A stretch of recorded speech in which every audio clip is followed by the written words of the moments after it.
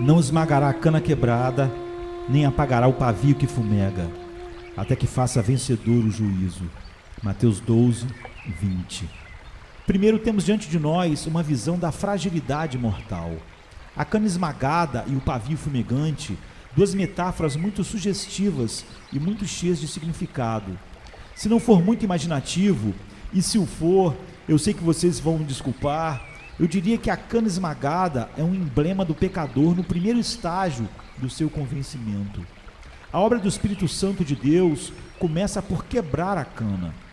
Com a finalidade de ser salvo, o terreno não semeado tem que ser arado, o coração duro tem que ser quebrado, a rocha tem que ser dividida em fatias. Um velho teólogo diz que não há como ir para o céu sem uma dura passagem pelos portões do inferno, sem muito de turbulência da alma e prática do coração. Então eu entendo que a cana quebrada seja o retrato do pobre pecador quando Deus começa a sua operação sobre sua alma. Ele é como uma cana esmagada, quase inteiramente quebrada e consumida. Nada há nele além de um pouco de forças.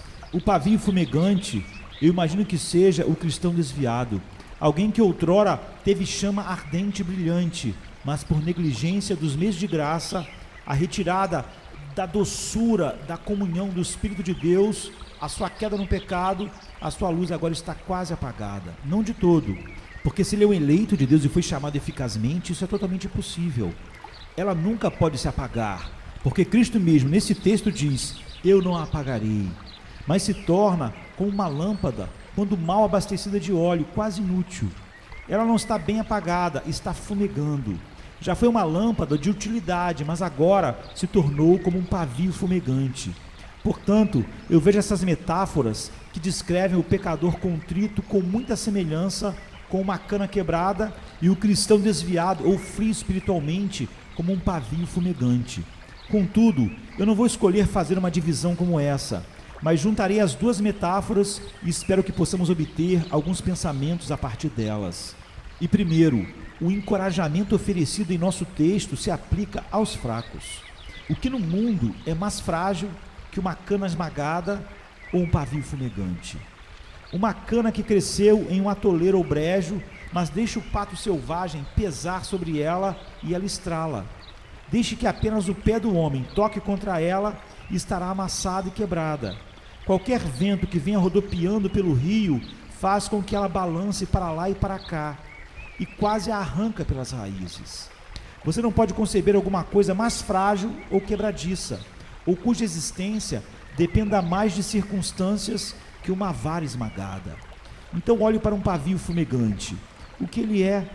Ele tem dentro de si uma fagulha, é verdade, mas está quase suprimido. O sopro de uma criança poderia apagá-lo, ou as lágrimas de uma mocinha apagá-lo em um momento. Nada tem uma existência mais precária que a pequena faísca escondida no pavio fumegante. Como você vê coisas fracas são descritas aqui. Bem, Cristo fala delas. O pavio fumegante não se apagará, a cana esmagada não quebrarei. Alguns dos filhos de Deus, bendito seja o seu nome, são feitos fortes para fazer grandes obras para ele. Deus tinha o seu Sansão aqui e ali, que podia arrancar os portões de Gaza e carregá-los até o alto do monte.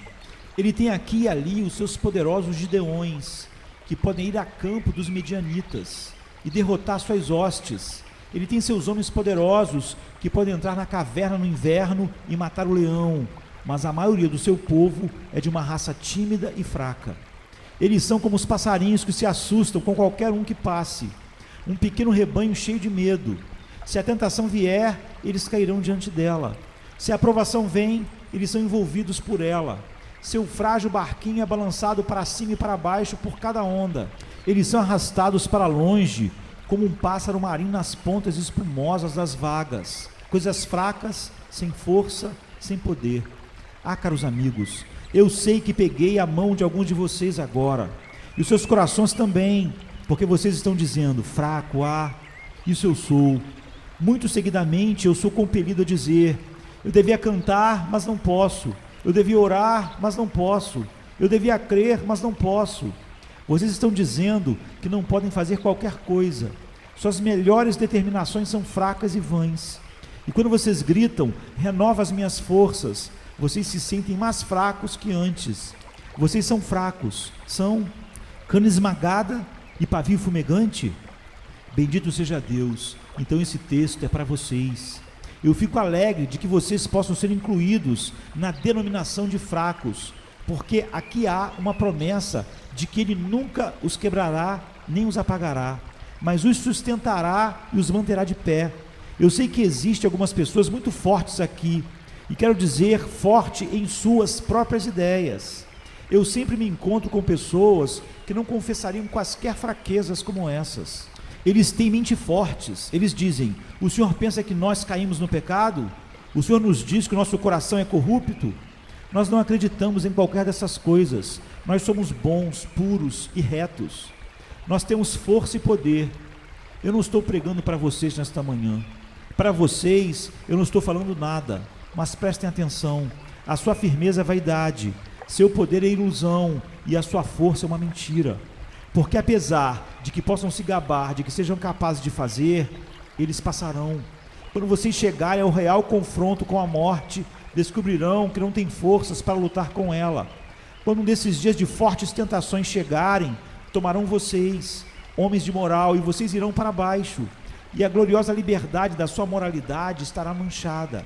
E ainda que vocês lavem as suas mãos com água da neve e se façam mais limpos que nunca, estarão tão poluídos que as suas próprias roupas os abominarão.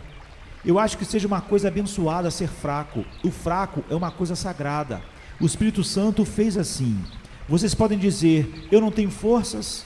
Então esse texto é para vocês.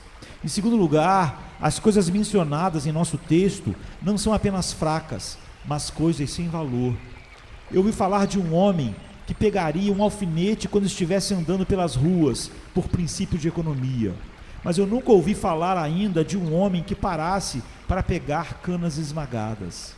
Elas não têm valor. Quem se importaria de ter uma cana esmagada, um pedaço de junco caído no chão? Todos nós as desprezamos como sem valor. E o pavio fumegante, que valor tem? Ele é uma coisa ofensiva e nociva, mas o valor dele é nulo. Ninguém daria uma lambida de dedo tanto pela cana esmagada como pelo pavio fumegante. Bem, então, amados, na nossa estimativa deve haver muitos de nós que são coisas sem valor. Existem alguns aqui que, se pudessem se pesar pelas escalas do santuário e por seus próprios corações na balança da consciência, apareceriam como imprestáveis, sem valor nem uso. Houve tempo em que vocês se achavam as melhores pessoas do mundo. Quando, se qualquer pessoa tivesse dito que vocês tinham tido mais do que mereciam, vocês teriam dado um chute e diriam: eu acredito que sou tão bom como as outras pessoas. Vocês pensavam de si mesmos alguma coisa maravilhosa, extremamente merecedora do amor e do olhar de Deus, mas agora vocês sentem como sendo sem valor. Às vezes, vocês imaginam que dificilmente Deus pode saber onde vocês se encontram. Vocês são umas criaturas tão desprezíveis, tão sem valor, que não merecem a consideração dele. Vocês entendem como ele pode olhar para um ser microscópio, ou uma gota de água, ou para um grão de poeira em um raio de sol, ou para um inseto da noite de verão. Mas lhes é difícil dizer como ele pode pensar em vocês, que parecem tão sem valor. Uma lacuna no mundo, uma coisa sem utilidade. Eu sou bom em quê? Eu não estou fazendo nada. Quanto a um ministro do Evangelho, ele é de algum serviço. Quanto a um diácono da igreja, ele é de alguma utilidade. Quanto a um professor da escola dominical, ele está fazendo algo de bom. Mas de que serventia sou eu? Mas você poderia fazer a mesma pergunta aqui: qual é o uso de uma cana esmagada? Pode o homem se encontrar nela? Pode o homem fazer força contra ela? Poderá ela ser uma coluna na minha casa? Você pode amarrá-la na flauta de Pan e fazer música sair de uma cana esmagada?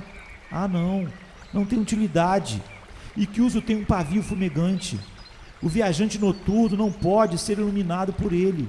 O estudante não pode ler com a sua chama. Não tem em que ser usado. Os homens o jogam no fogo e o consomem. Ah, é assim que vocês falam de si mesmos. Vocês para nada servem. Assim são essas coisas. Mas Cristo não os lançará fora por serem sem valor. Vocês não sabem o uso que podem ter e não podem dizer como Jesus Cristo os avalia depois de tudo. Lá está uma boa mulher, uma mãe talvez. Ela diz: bem, eu não saio sempre, eu cuido da casa e dos meus filhos e parece que não estou fazendo nada bom. Mãe, não diga isso. Sua posição é alta, elevada e responsável. E treinando filhos para o Senhor, você está fazendo pelo nome dele tanto quanto o distante e eloquente Apolo, que tão valentemente pregou a palavra. E você, homem pobre, tudo que pode fazer é se matar de trabalhar de manhã até a noite e ganhar apenas o suficiente para viver o dia a dia. Você nada tem para dar, e quando vai à escola dominical, pode apenas ler, mas não pode ensinar muito. Bem, mas a quem pouco é dado, pouco lhe é exigido. Você sabe que existe uma coisa tal como glorificar a Deus limpando os cruzamentos das ruas? Se a 2 anjos fosse ordenado descerem à terra, um para reger o império e o outro para limpar uma rua, eles não teriam escolha no assunto, desde que Deus lhes houvesse ordenado. Portanto, Deus, em sua providência, o tem chamado para trabalhar duro pelo seu pão de cada dia. Faça isso para a glória dele. Portanto, quer comais, quer bebais, ou façais outra coisa qualquer, fazei tudo para a glória de Deus. É o que a palavra de Deus nos diz em 1 Coríntios 10, 31. Mas vocês sabem que existe alguns de vocês aqui que parecem inúteis para a igreja. Vocês fazem tudo o que podem, mas quando fazem, viram em nada. Vocês não podem nos ajudar com dinheiro, nem talentos, nem tempo, e portanto, acham que Deus deve lançá-los fora. Acham que se fossem como Paulo ou Pedro, poderiam ser salvos. Amados, não falem assim. Jesus Cristo disse que ele não apagará o pavio inútil, nem quebrará a cana esmagada sem valor. Ele tem alguma coisa para os inúteis, entre aspas, e os sem valor. Mas vocês, marquem isso. Eu não falo isso para desculpar a preguiça, para desculpar aqueles que podem fazer, mas não fazem.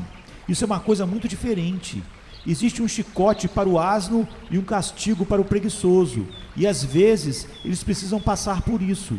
Agora, eu estou falando daqueles que não podem fazer. Não de Zacar, que é como um asno forte se agachando debaixo de 2 cargas, e preguiçoso demais para se levantar com elas.